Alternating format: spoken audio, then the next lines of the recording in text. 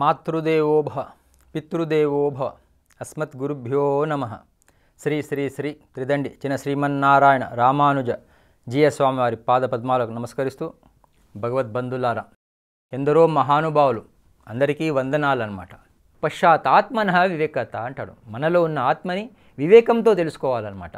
మనమందరం ఆత్మస్వరూపులం కాబట్టి ఆ యవ్వనం మహాత్ములతో సంబంధం పెట్టుకోండి, వృద్ధాప్యం పరమాత్మతో సంబంధం పెట్టుకోండి. ఈ సంబంధాలే శాశ్వతమైన సంబంధాలు. ప్రతి మనిషి జీవితంలో ఆనందంగా ఉండాలనుకుంటారు.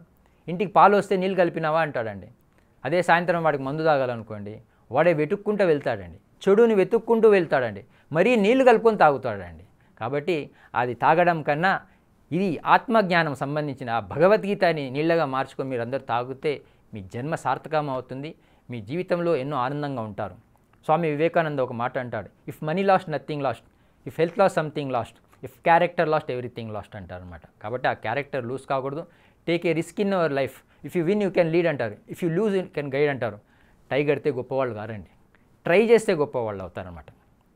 మీకు తెలుసో తెలియదు కానీ మా తాతలు ఒక గోచి కట్టుకొని వ్యవసాయం చేసేవాళ్ళండి. ఒకప్పుడు వ్యవసాయం చేస్తుంటే ఆ బ్రిటిష్ వాళ్ళు కొందరు ఉంటారు కదా, వాళ్ళకి దొంగతనం అలవాటు అయిపోయింది.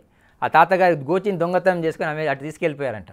దానికి ఒక 4 ముళ్ళు వేసి వాళ్ళ తాతగారు కింద కట్టుకునేది వాళ్ళు పైన కట్టారంట. దీన్ని టై అన్నాడంట. చాలామంది ఫీల్ అయిపోతుంటారు, ఏదో టై కట్టుకొని నేనే గొప్పవాడిని.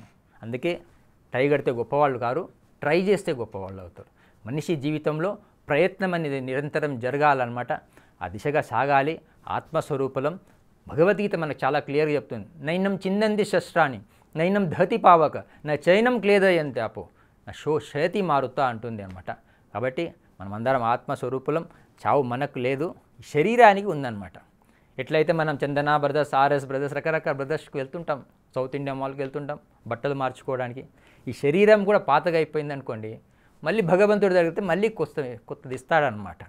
యథా ఈ ధర్మస్య గ్లానిర్భవతి భారత అభ్యుత్థామధర్మస్య తదాత్మానం సృజామ్యహం అంటుంది భగవద్గీత.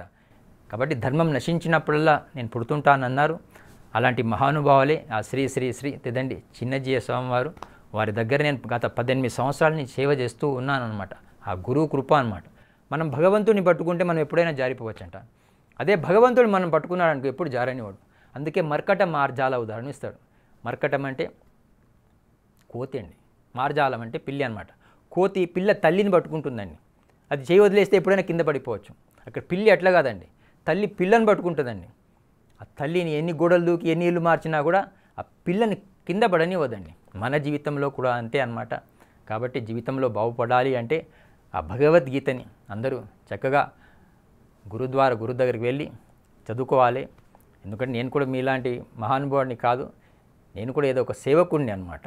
ఎందుకు అంటే నాకు పెద్ద చదువు లేదండి, అయినా కూడా తల్లిదండ్రులు ఇచ్చిన సంస్కారం కానీ మా తల్లిదండ్రులు ఇచ్చిన జ్ఞానం. చిన్నప్పుడు మా నాన్నగారు 1982 అనమాట కూకట్పల్లి రామాలయం దగ్గర ఉండేవాళ్ళం. మా నాన్నగారు నన్ను కాళ్ళ మీద కూర్చోబెట్టుకున్నారు.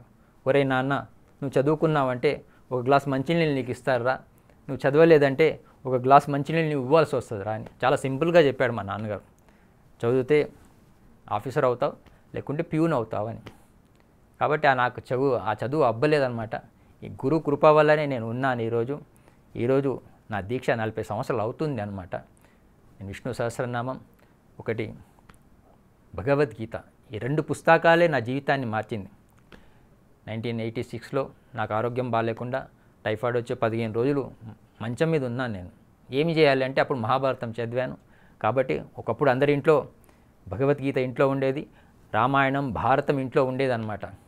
కానీ ఈరోజు అది ఎవరెవరి ఇంట్లో ఉందో వాళ్ళు పరీక్ష చేసుకోవాలి, మన గ్రంథాలని చదువుకోవాలి, మన జన్మ సార్థకం చేసుకోవాలి.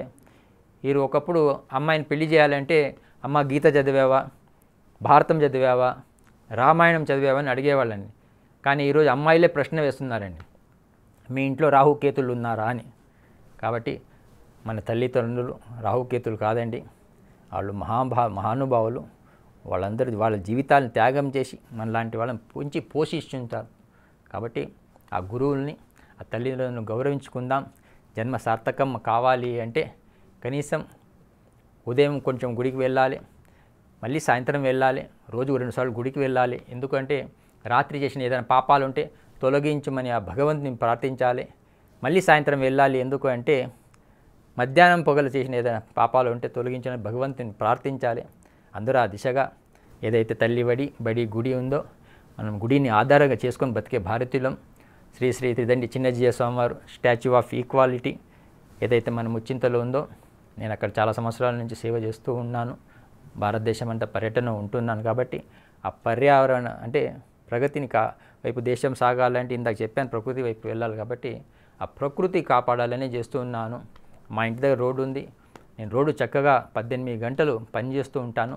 ప్రతి గల్లీ మారాలి. ప్రతి గల్లీ చాలామంది వాళ్ళ జీవితంలో వైరాగ్యం వచ్చి అడవికి వెళ్ళాలనుకుంటాను.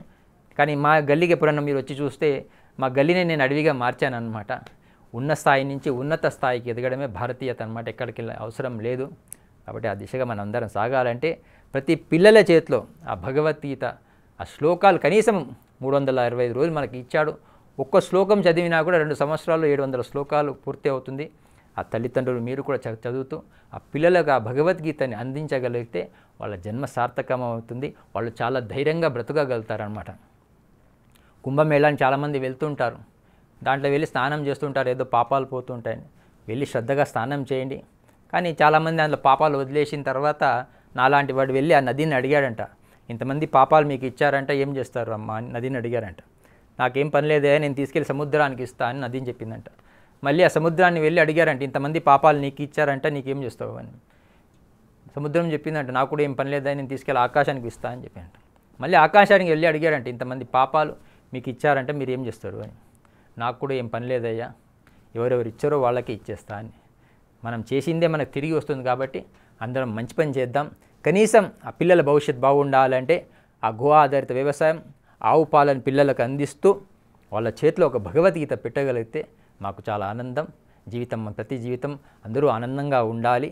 కాబట్టి ఆ చెడుకి దూరంగా ఉండి మంచి వైపు మనం అందరం సాగగలిగితే మన జన్మ సార్థకం అవుతుంది. ఆ దిశగా సాగుదాం. భారత్ మాతాకి జై. జై Srimannarayana. For more videos like this, subscribe Big TV channel.